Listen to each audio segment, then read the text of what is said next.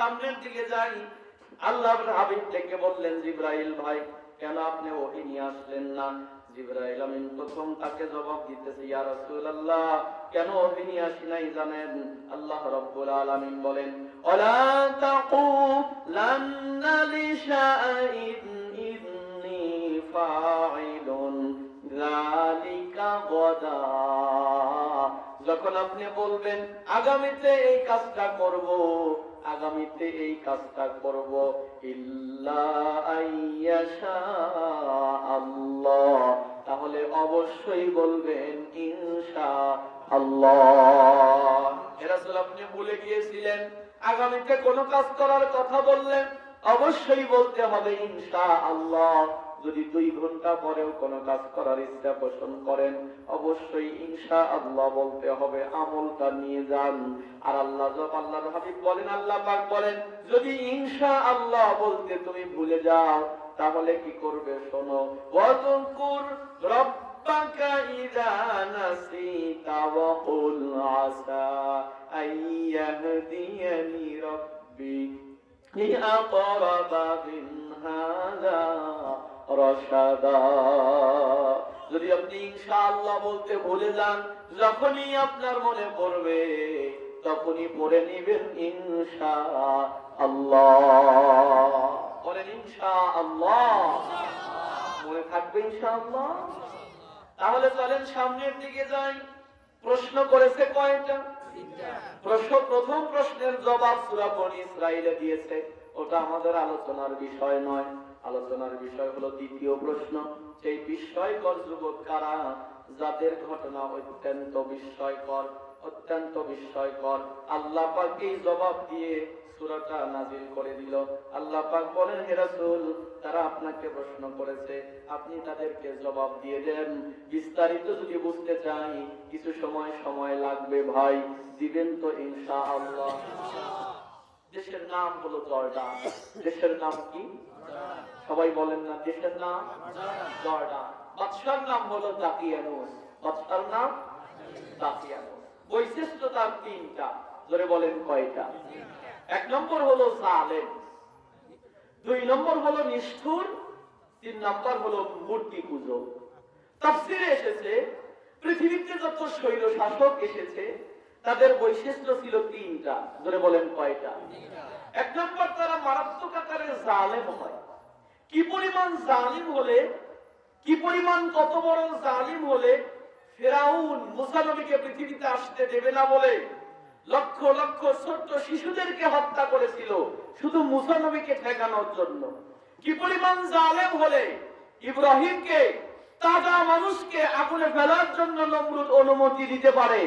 কি পরিমাণ জালেম হলে জনগণের টাকা দিয়ে, ট্যাক্সের টাকা দিয়ে কেনা বন্দুক আর গুলি দিয়ে জনগণের শিশু সন্তানদেরকে হত্যা করে মারতে পারে। কি পরিমাণ জালেম হলে এটা করতে পারে, কি পরিমাণ জালেম হলে এটা করতে পারে। তাফসীরে এসেছে প্রত্যেকটা জালেমের বৈশিষ্ট্য ছিল কয়টা? 1 নম্বর, তারা জালেম হয়, মারাত্মক জালেম হয়। 2 নম্বর, তারা নিষ্ঠুর হয়। তারা মুখে মুখে একটু মুখ কলা করে, নাক কেটে কেটে একটু কান্না করার চেষ্টা করে, কিন্তু ভিতরটা তাদের বড় শক্ত। 3 নম্বর হলো তারা মূর্তি পূজক হয়, মূর্তির পূজা করে। খারাপ লাগবে না তো? চলেন না সামনের দিকে যাই। এই স্বৈর শাসক জালেম বাদশা দাকিয়ানুস সারা দেশ জুড়ে আইন জারি করে দিল, আমার দেশে থাকবে যারা মূর্তি পূজা করবে তারা, আমার দেশে থাকবে যারা মূর্তিকে সেজদা দিবে তারা, আমার দেশে থাকবে যারা মূর্তিকে রব হিসেবে মেনে নিবে তারা, আর হুকুম মানবে না যারা দ্বিখণ্ডিত হয়ে যাবে তারা। এই আইন জারি করলো যখন সারা দেশের মানুষেরা মাথা নোয়ায় দিল, তখন মানল না তারা 7 জন যুবক যারা, তাফসীরে এসেছে 7 জন যুবক দাঁড়িয়ে বলল, মানি না, মানব না। কয়জন যুবক? 7 জন যুবক। একটার নাম হলো মেকসালমিনা, আরেকজনের নাম ছিল তামলিখা, আরেকজনের নাম ছিল মর্তুনাস, আরেকজনের নাম ছিল কাস্তুনাস, আরেকজনের নাম ছিল তাইমুনাস, আরেকজনের নাম ছিল লাবওয়াস, আরেকজনের নাম ছিল কাবুস। এই 6 জন 7 জন, আরেকজন হলো লাবওয়াস, তাইমুনাস, কাবুস। এই 7 জন যুবক এরা বলল যে আমরা মূর্তিকে আমাদের রব হিসেবে মেনে নিতে পারি না। সাতজন যুবক ওই দেশে যখন এই স্লোগান ওপেনে দেওয়া শুরু করলো, এই সংবাদ যখন একেবারে গোয়েন্দা ডিপার্টমেন্টের লোকজন জানতে পারলো, বাদশার কাছে খবর দিল, বাদশাহ অবস্থা তো ঘোলাটে। বলে কেন? বলে সাতজন যুবক এরা রাস্তায় নেমেছে, এই পিচ্ছি পিচ্ছি বাচ্চারা, এরা আবার স্লোগান দিতেছে যে রাজার এই আইন মানি না, মানবো না। বাদশাহ বলল, রাজাকারের বাচ্চারা কয় কি? কথা বলছেন নাই? এই গুড়াগারা রাজাকারের বাচ্চা এগুলো আবার রাস্তায় নেমে কয় যে মানবো না। ক্রস ফায়ার করে, বলে যে স্যার ক্রস ফায়ার যতই বলি মরে একটু আগে আসে তিনটো কি চায় না তো। বলে তাহলে ওইগুলো ধর। পৃথিবীর যত জালেম বাদশা ছিল, পৃথিবীর আইন হলো আগে আগে কেস দেওয়া তারপরে গ্রেফতার করা, আর জালেমদের নিয়ম ছিল আগে গ্রেফতার করা তারপরে কেস দেওয়া। বলে আগে ধর। বলে কোন দেশে কোন দোষে ধরবো? বলে ধরিয়ে না জেলে বল, তারপরে কেস লেখ। কথা বলছেন না? সাতজন যুবককে ধরে নেওয়া হলো। সাতজন যুবক যখন রাজার সামনে চলে গেছে, বাদশাহ নামদার থেকে বলল, কি ব্যাপার, তোমরা কি আমাকে আমার এই মূর্তিগুলোকে খোদা হিসেবে মানো না? বলে না। তোমরা কি আমার আইনকে মানো না? বলে না। আল্লাহ রাব্বুল আলামিন বলেন, সাতজন যুবকের উপরে এই বাদশাহ নামদার যত দূর করে রাগান্বিত হয়ে কর্কশ ভাষায় কথা বলা শুরু করে দিয়েছে। এদের আর যাই হোক অন্তত হুমকি দামকি দিতে কম করে না। সকালবেলা পালালেও রাত্রিবেলাতে হুমকি দেয়। এত হুমকি দামকি দিয়েছেন। আল্লাহ পাক বলেন, আমি সাতজন যুবককে ঈমানের উপরে অটল করে দিলাম, ঈমান এমন ভাবে বৃদ্ধি করে দিলাম, সাতজন যুবক আল্লাহু আকবার বলে দাঁড়িয়ে গেছে। আল্লাহ রাব্বুল আলামিন বলেন, আম হাসিবতা আন্না আসহাবাল কাহফি আর-রাকিম কানু মিন আয়াতিনা আযাবা। হে রাসূল, আপনি কি শোনেন না? আপনি কি মনে করেন গুহাবাসী রকিমের এই ঘটনাগুলো বিস্ময়কর? আমি আপনাকে শোনাচ্ছি, শোনেন। ইযা আওয়াল ফিতয়াতু ইলাল কাহফি ফাকালু রব্বানা আতিনা মিন লাদুনকা রাহমাতাও ওয়া হাইয়্ লানা মিন আমরিনা রাশাদা। সাতজন যুবক দাঁড়িয়ে গেল। আল্লাহ পাক দেখে বলে, হাবিব আমার, আমি আপনাকে তাদের ব্যাপারে শোনাচ্ছি। হে রাসূল, সাতজন যুবক নাহনু নাকুসু আলাইকা নাবাআহুম বিল হক, আমি আপনাকে সত্য বিষয়গুলো জানাচ্ছি। ইন্নাহুম ফিতয়াতুন, নিশ্চয়ই তারা সাতজন যুবক। জোরে বলেন, কয়জন যুবক? আরবিতে এখানে ফিতয়াতুন শব্দটা, ইন্নাহুম ফিতয়াতুন, নিশ্চয়ই তারা ছিল যুবকগণ। ফিতিয়া শব্দটা ফাতা শব্দের বহুবচন। ফাতা শব্দের অর্থ হলো যুবক, আর ফিতিয়া শব্দের অর্থ হলো যুবকগণ। আল্লাহ পাক বহুবচন ব্যবহার করেন, যুবকগণ, সাতজন যুবক। যুবক কাকে বলা হয়? তাফসীরের ভিতরে এসেছে যুবক বলা হয়, যৌবনকাল বলা হয় তিনটা কাজের উপরে নির্ভরশীল। একটা হলো সিদ্ধান্ত গ্রহণ, আরেকটা হলো কার্য সম্পাদন, আরেকটা হলো চরিত্র গঠন। এই তিনটা কাল যেই সময় গঠন করা হয় ওটাকে বলা হয় যৌবনকাল। যেই মুরব্বীর যৌবনকালে চরিত্র ভালো ছিল না, ও মুরব্বীর বুড়ো বয়সেও তাকাইনের মডেল ভালো না। ভুল বললেন? ছুটি দিলে লাঠি ভর দিয়ে যায় রাস্তায় দাঁড়া থাকে, ও মা বাড়ি কানে তোমার বাপের নাম কি? গাওয়াটা তো করিয়া যায়, আছে না? যুবক বলা হয় তিনটা কার্য সম্পাদনের সময়। একটা হলো সিদ্ধান্ত গ্রহণ, আরেকটা হলো কার্য সম্পাদন, আরেকটা হলো চরিত্র গঠন। সাতজন যুবক তাফসীরে এসেছে, সাতজন যুবকের হাতের ভিতরে বালা ছিল, কানের ভিতরে দুল ছিল, তারা যে পোশাক পরেছিলেন ভিতরে স্বর্ণ দ্বারা স্বর্ণ খচিত ছিল, মানে স্বর্ণ খচিত পোশাক পরেছেন, হাতে বালা, কানে দুল। অথচ আল্লাহ পাক সাতজন যুবকের ভিতরে ঈমান ঢেলে দিয়েছে। এরা ধনী পরিবারের সন্তান ছিল, ধনাঢ্য ফ্যামিলির সন্তান ছিল। এরা সাতজন যুবক। আল্লাহ পাক বলেন, আমানু বিরব্বিহিম, তারা ঈমান আনলো রবের উপরে।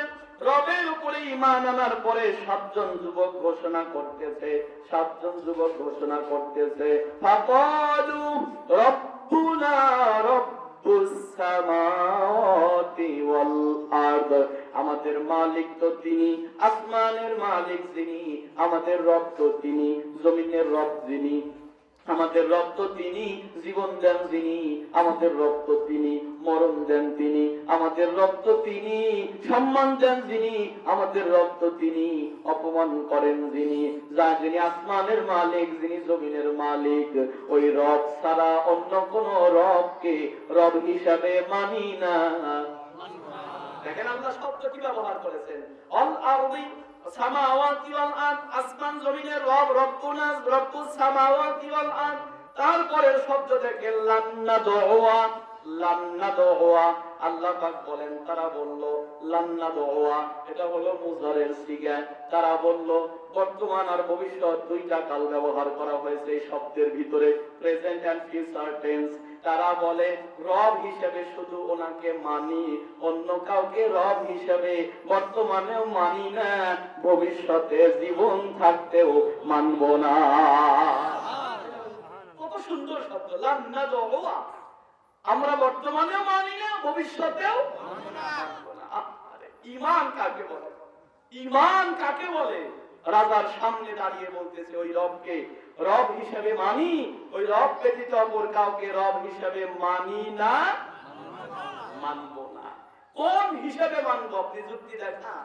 রাজার সামনে বিতর্ক করতেছে, সামনে। আল্লাহু আকবার। একজন নাকি গেছে শহর অঞ্চলে ঘোরার জন্য, বিকেল হয়ে গেছে, সন্ধ্যা হয়ে গেছে, এক বাড়ির যা বলতেছে ভাই আমাকে কিছু থাকতে দেন। তো উনি বললো যে থাকতে দিতে পারি, ওই ঘরে যাও। ঘরে দিতে হলো মূর্তির ঘর, যেখানে মূর্তি টুর্তি রাখে। ওই মুসলমান বেচারা ওই জায়গায় শুইছে। এখন ঘরের মধ্যে হিন্দু বেচারা স্বপ্নে দেখতেছে, স্বপ্নকে বলতেছে এই তুই আমার জাত শত্রু এনে আমার কাছে শোয়াইছে, ও তো আর পাও আমার কাঁধে তুলে দিয়ে শুয়ে দিছি, তাড়াতাড়ি পাও নামা, নাইলে তোর গোষ্ঠী নিপাত করে দেব। লোকটা ঘুম থেকে দৌড় বেরিয়ে এসে বললো যে ভাই ওঠেন, করছেন কি আপনি?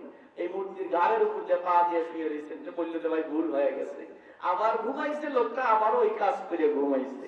মূর্তি আবারও স্বপ্নে দেখাইতেছে তোর খোদার সাথে বেয়াদবি করতেছে, কিন্তু কাঁধের উপরে পাও তুলে দিতে, তুই ওর পাও হয় নামা, নইলে তোর বংশ নিপাত করে দেব। লোকটা আবার এসে ধমকাইছে। মুসলমান বলছে ভাই মাফ চাই, আর এ কাজ হবে না।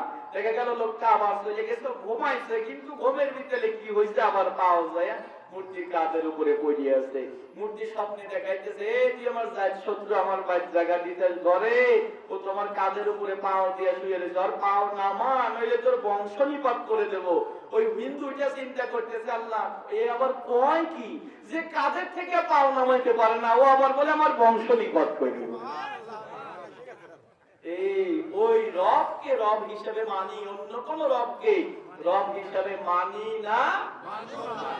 যুক্তি দেখা। বাদশা নামদার ডেকে বলল শোনো, তোমাদের সাহস বেশি হয়ে গেছে, সময় দিলাম মাত্র 3 দিন। 3 দিনের ভিতরে তোমাদের সিদ্ধান্তকে পরিবর্তন করবে। যদি সিদ্ধান্তকে পরিবর্তন করতে না পারো, তাহলে জনসম্মুখে পাবলিক প্লেসে তোমাদের কল্লা কেটে ফেলা হবে, তোমাদেরকে দুনিয়া থেকে বিদায় করে দেওয়া হবে, তোমাদের লাশ খানাকে বাজারের ভিতরে ঝুলিয়ে রাখা হবে। ওদের বাপ মাও কারা? বাপ মাওকে ডেকে আনা হলো, তাদেরকে বললো শোনো, তোমাদের সন্তানেরা কিন্তু বেশি বুঝতেছে, ওদের কল্লা কেটে ফেলবো, বাড়িতে নিয়ে বুঝাও। ওরা চলে গেল বাড়িতে। 1 দিন যায়, 2 দিন যায়, রাত্রি পোহালেই 3য় দিন, যেই দিন বাদশার সামনে হাজির হওয়া লাগবে, এমন একটা দিন। 7 জন বন্ধু রাত্রিবেলা এক জায়গা গিয়ে পরামর্শ ডেকেছে। বসার পরে একজন আর একজনের দিকে হেসে হেসে, মুস্কি হেসে হেসে বলে বন্ধুরে কি করা যায়? এক বন্ধু বলল বন্ধুরে, জীবনও যদি চলে যায় ঈমান ছাড়া যাবে না। অথচ আমরা বলি জীবন বাঁচানো ফরজ না বন্ধু, না জীবন বাঁচানো ফরজ নয়, ঈমান বাঁচানো ফরজ। কারণ কি জানেন, যদি আপনি বেঈমান হয়ে মারা যান, কিয়ামতে কিন্তু আর ঈমান আনার কোনো ব্যবস্থা থাকবে না। আর ঈমান নিয়ে যদি জীবনও চলে যায়, মরতে দেরি হবে, জান্নাতে যেতে দেরি হবে না। অতএব আমরা আমাদের সিদ্ধান্ত থেকে দূরে যাব না। ওই বন্ধু ডেকে বলল বন্ধু তাহলে কিন্তু সকালবেলা সবগুলোরই কল্লা ফেলে দেবে। বড় যে ছিল দাঁড়িয়ে বলতো, বন্ধুরে ভয় কিসের, কল্লা ফেলে দিই, রক্তাক্ত দেহ নিয়ে আমাদের লাশ খানাকে মাটির মধ্যে চাপা দিয়ে দিবে। কিয়ামতের ময়দান কায়েম হয়ে যাবে যখন, আল্লাহ পাক জব্বার আর কাহার নাম ধারণ করবে যখন, ইব্রাহিম পয়গম্বরের মতো সিনিয়র পয়গম্বর ভয়ে কাঁপতে থাকবে, মুসা নবীর মতো পয়গম্বর ভয়ে কাঁপতে থাকবে, নূহ পয়গম্বরের মতো পয়গম্বর ভয়ে কাঁপতে থাকবে। ওই সময় একদল মানুষ আল্লাহ পাকের আরশের সামনে দিয়ে মাথা উঁচু করে বুক টান করে আল্লাহর জান্নাতের দিকে চলে যাবে। আল্লাহ দেখে বলবে, দাঁড়াও, তোমরা কারা? ওরা ঘুরে দাঁড়িয়ে, রাসূল বলেছে ঘুরে দাঁড়িয়ে যাবে আল্লাহর আরশের সামনে। আল্লাহ তাকিয়ে দেখবে, কারো চোখ নাই, কারো বুকের মধ্যে বুলেটের আঘাতে ঝাঁঝরা হয়ে গেছে, কারো গলার মধ্যে ফাঁসির রশি ঝুলতেছে, কারো হাত নাই, কারো পা নাই, রক্তাক্ত দেহ নিয়ে দাঁড়িয়েছে। দেখে বলবে, আল্লাহ আমরা তো তারা তোমার দ্বীনের জন্য আমাদের জীবনকে বিসর্জন দিয়েছি যারা। আল্লাহ দেখে বলবে, শহীদেরা জান্নাত তো তোমরাই পাবা, তার আগে কি আমার কাছে কোনো কিছু চাবা? শহীদেরা দেখে বলে, আল্লাহ যদি দিতে চাও জীবনটা আরেকবার ফিরিয়ে দাও, দুনিয়াতে আরেকবার পাঠিয়ে দাও, দুনিয়াতে গিয়ে আরেকবার তোমার দ্বীনের জন্য শহীদ হয়ে আসবো। আল্লাহ ডেকে বলবে, শহীদেরা পৃথিবীতে মানুষেরা দেখেছে তোমাদেরকে ফাঁসির কাছে ঝুলানো হয়েছে, তোমাদের হাত কেটে ফেলা হয়েছে, পা কেটে ফেলা হয়েছে, চোখ উপড়ে ফেলা হয়েছে, কষ্টে মরণ হয়েছে, তারপরেও কেন তোমরা শহীদি মরণ চাও? শহীদেরা দেখে বলবে, রব্বুল আলামিন শহীদি মরণ দেখতে বড় কষ্ট হয়, কিন্তু পিপিলিকা কামড় দিলে যতটুকু ব্যথা পাওয়া যায় তার চাইতে কম ব্যথা একজন শহীদের হয়।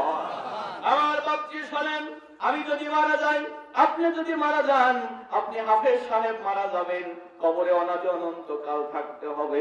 আমি আলেম মারা যাব, কবরে অনাদি অনন্ত কাল থাকতে হবে। পীর সাহেব মারা যাবেন, কবরে অনাদি অনন্ত কাল থাকতে হবে। কিয়ামতের ময়দানে দাঁড়াতে হবে, হিসাব নিকাশ দিয়ে জান্নাত অথবা জাহান্নামের ফয়সালা হবে। কিন্তু আপনি যদি শহীদি মরণ বরণ করতে পারেন, শাহাদাতের মৃত্যুতে এমন মৃত্যু, শাহাদাতের মৃত্যুর পেয়ালা পান করতে দেরি, জান্নাতের ভিতরে রূহটা নিয়ে ছেড়ে দিতে দেরি হবে না। আল্লাহ আমাদেরকে বোঝার তৌফিক দান করুন। আরো জোরে বলেন আমিন। সাতজন যুবক বলল, চল তাহলে সকালবেলা বাদশার সামনে বুক টান করে দাঁড়িয়ে যাব। আরেকজন ডেকে বলে, বন্ধুরে আমরা যদি বুক টান করে দাঁড়িয়ে যাই, কল্লা যদি কেটে ফেলে আমাদের দেশে, তো আমাদের মতো অনেক ইমানদার এখনো আছে যারা চিপায় চাপায় ইমান গ্রহণ করে আছে, তারা যদি সচক্ষে আমাদের এই মৃত্যুদণ্ড দেখে, ওরা ভয়ে ওদের ইমানকে বিক্রি করে ফেলবে, নষ্ট হয়ে যাবে। অতএব বন্ধুরে আমরা যাব না বাদশার দরবারে, কি করবা? বলো, চলো আমরা এই রাজ্য থেকে পালিয়ে যাই, জালেম বাদশার দেশে আমরা থাকতে চাই না। সাতজন যুবক রাত্রি বেলা যখন রওনা করেছে, আল্লাহ পাক বলেন তারা যখন রওনা করেছে তাদের সামনে একটা কুকুর যায়, তারা কুকুরকে বলল, কুকুর সরে যাও, রাত্রি বেলা ডিস্টার্ব করিও না। কুকুর ডাইনে যায়, কুকুর বামে যায়, পিছনে যায়, কিন্তু কুকুর সামনে যায় কিন্তু পিছু ছেড়ে দেয় না। যুবকেরা যখন বারবার তারা করে, কুকুর উপরের দিকে মাথা উঠে বলে, রব্বুল আলামিন জবানটা খুলে দাও, তোমার গোলামদের সাথে আমি মনের কথাগুলো কিছু বলি। কুকুরের জবান খুলে গেল। রাত্রির অন্ধকারে কুকুরটা দেখে বলে, বন্ধুরে যে দেশে জালেম বাদশাদের অত্যাচারে তোমরা থাকবে না, আমি ওই দেশে থাকবো না, আমি তোমাদের সাথে যাব। যতই আমাকে তোমরা তাড়িয়ে দাও, আমি তোমাদের পিছু ছাড়বো না। তোমরা যেখানেই যাবে আমি তোমাদেরকে নিরাপত্তার প্রহরীর ভূমিকা পালন করব। কুকুর যখন কথা বলেছে, সাতজন যুবকের ঈমান যেন আরো বেড়ে গেল, যে আমাদের সাথে আল্লাহর একটা মাখলুক আছে, একটা কুকুর আছে। সাতজন যুবক চলতে চলতে চলতে চলতে চলে গেল। রাত্রিবেলা দেশটা ছেড়ে যাবে, কিন্তু এত দূরের রাস্তা পার দিতে পারে নাই। 60 কিলোমিটার অথবা 60 মাইল সাতজন যুবক রাত্রিবেলা হেঁটেছে। সকালে যখন পূর্ব দিগন্তে সূর্য উদিত হওয়ার আগে ফর্সা হয়ে গেল, এক যুবক আরেক যুবককে বলে, বন্ধু যদি আমরা আরো হাঁটি, এখনো ওই জালেম বাদশার দেশ ছেড়ে যেতে পারি নাই, যদি আরো সামনে যাই বাদশাহ আমাদেরকে ধরে ফেলবে, অতএব সামনে আর যাব না। এই যে পাহাড় একটা দেখা যায়, পাহাড়ের গুহার মধ্যে আমরা 7 জন গিয়ে আশ্রয় গ্রহণ করব। ওরা 7 জন চলে গেল পাহাড়ের গুহায়। পাহাড়ের গুহার ভিতরে যাওয়ার পরে 7 জন যুবক পাহাড়ের গুহার ভিতরে যাওয়ার পরে উপরের দিকে হাত তুলে দোয়া করা শুরু করে দিয়েছে। কি দোয়া করেছে আল্লাহ পাক তাও বলেন, ফাকালু রব্বানা আতিনা মিন লাদুনকা রাহমাতাও ওয়া হাইয়্যি লানা মিন আমরিনা রাশাদা। আয় আল্লাহ, তুমি তোমার রহমত আর বরকত দ্বারা আমাদেরকে পরিপূর্ণ করে দাও। যে ঈমানের উপরে আমরা দাঁড়িয়ে আছি আল্লাহ, এর উপরে তুমি আমাদেরকে অটল থাকার তৌফিক দান করে দাও। আল্লাহ রাব্বুল আলামিন ডেকে বলে, হাবিব আমার, যখন ওরা আমার কাছে দোয়া করেছে আমি ওদের দোয়া খানিকে কবুল করে নিলাম। ফাদরাবনা আলা আযানিহিম ফিল কাহফি সিনিনা আদাদা। আমি ওদেরকে বললাম তোমরা ঘুমাও, নিশ্চিন্তায় ঘুমাও। ওরা 7 জন ঘুমিয়ে গেল। কেমন ঘুমিয়েছে জানেন? আল্লাহ পাক বলেন, হাবিব আমার, ওরা 7 জন যখন ডান কাত হয়ে ঘুমিয়ে গেল, শুয়ে পড়েছে, আমি আল্লাহ পাক ওদের কানের ভিতরে মোহর মেরে দিলাম, কান বন্ধ করে দিলাম। আজকের বিজ্ঞান এটা নিয়ে গবেষণা করেছে, আল্লাহ কেন 7 জন যুবকের কান আগে বন্ধ করে দিল? এত অঙ্গ প্রত্যঙ্গ থাকতে আল্লাহ কানের কথা কেন বললেন? বিজ্ঞান বলেছে, যখন মানুষ ঘুমায় সমস্ত দেহের সব অঙ্গ প্রত্যঙ্গ ঘুমিয়ে যায়, শুধুমাত্র সজাগ থাকে হলো কান, যার কারণে অ্যালার্ম বাজলে প্রথম কানে আগে শোনা যায়, তারপরে কান পুরো দেহটাকে জাগ্রত করে দেয়। আল্লাহ পাক বলেন, আমি ওদের কান আগে বন্ধ করে দিলাম যেন দুনিয়ার কোনো আওয়াজ দিয়ে ওদের ঘুমের ডিস্টার্ব না করে। কানকে বন্ধ করে দিলাম। আপনি যদি দেখতেন, আপনি মনে করতেন ওরা জাগ্রত, আসলে ওরা ঘুমান্ত। কেন আপনি জাগ্রত মনে করতেন জানেন? কারণ ওরা ঘুমিয়ে আছে, কিন্তু ওদের চোখগুলো খোলা আছে। ওরা তাকিয়ে তাকিয়ে ঘুমিয়েছে, চোখগুলো খুলিয়ে রেখেছি, চোখ খোলা আছে, কিন্তু ওরা ঘুমিয়ে গেছে। আর গুহার সামনে কুকুরটাকে বললাম পাহারাদারের ভূমিকা পালন করো। কুকুর গুহার সামনে হাত দুখানা টান করে দিয়ে হা করে বসে রইল। 7 জন যুবককে আমি আল্লাহ ঘুম পাড়ায়া কুকুরকে দ্বারা পাহারা দেওয়া শুরু করে দিলাম। সকাল যখন হয়ে গেল, বাদশা নামদার খুঁজতে লাগলো কোথায় গেল। ওদের বাবা মাকে ধরে আনা হলো। বাবা মারা বলল, বাদশা রে, আমরা তো আপনার মূর্তিকে খোদা হিসেবে মেনেছি, ছেলেরা মানে নাই, তাতে আমাদের কি দোষ? ওরা তো চলে গেছে, এমনকি আমাদের টাকা পয়সা কড়িগুলো নিয়ে গেছে, আমাদের মুদ্রাগুলো নিয়ে গেছে। বাদশারা আমাদেরকে কেন দোষারোপ করেন? বাদশা নামদার বলল, তামাম দেশের মধ্যে চিরুনি অভিযান চালাও। সারা দেশের মধ্যে চিরুনি অভিযান চালানো শুরু করলো। একদল বাহিনী গিয়ে দেখে পাহাড়ের ভিতরে ওরা ঘুমিয়ে, ওরা শুয়ে আছে, সবগুলো তাকিয়ে আছে বাহিরের দিকে। এই বাহিনী দেখার পরে বাদশাকে এসে খবর দিল, বাদশা রে, 7 জন যুবককে খুঁজে পাওয়া গেছে। বাদশা নামদার তাকিয়ে আনুস চলে গেল, তার আরো কিছু বাহিনী নিয়ে গুহার কাছে গিয়ে দেখে গুহার ভিতরে 7 জন যুবক তাকিয়ে আছে, সামনে কুকুর একটা হা করে আছে। বাদশা তার সৈন্যদেরকে বলল, ঢোকো, আর ঢুকে ঢুকে ওদেরকে ধরে নিয়ে এসো। আল্লাহ পাক বলেন, ওই মুহূর্তে আমি ওদের সবার অন্তরের মধ্যে ভয় দান করে দিলাম। ভয় দেয় কে? জোরে বলেন কে? সংখ্যায় যদি তোমরা কম হও, আল্লাহু আকবার বলে যখন তাকবীর দাও, তখন আমি ওদের কাফের মুশরিকদের অন্তরের মধ্যে ভয় ঢুকিয়ে দেই। আল্লাহু আকবার। আল্লাহ পাক বলেন, আমি ওদেরকে ভয় ঢুকিয়ে দিলাম। ওরা একবার উকি দেয়, আবার ফিরে আসে, আবার উকি দেয়, আবার ফিরে আসে, মানে ভয় পাইতেছে।